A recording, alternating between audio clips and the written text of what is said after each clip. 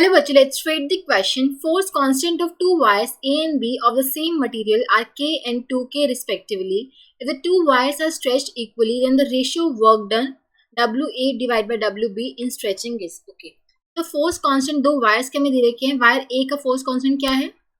के ए हमें गिवन है के, and force constant of wire b is given as 2K. ठीक है, दोनों को हमने इक्वली स्ट्रेच किया. ठीक है, इक्वली स्ट्रेच किया यानी कि इसमें भी जो इलोंगेशन होगी वो x है, इसमें भी x है. ठीक है, दोनों को इक्वली हमने स्ट्रेच किया.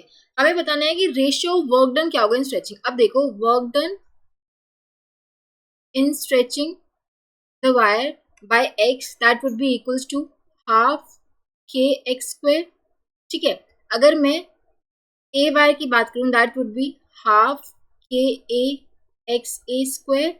ठीक है, ये हो जाएगा हाफ इंटू में के, और x की वैल्यू भी x है तो हाफ के एक्स स्क्वायर. ठीक है, डब्ल्यू बी ये हो जाएगा हाफ के बी एक्स बी स्क्वायर. तो जाएगा हाफ के बी की वैल्यू क्या है 2K, और एक्स बी की वैल्यू x ही है, तो ये हो जाएगा हमारे पास के एक्स स्क्वायर.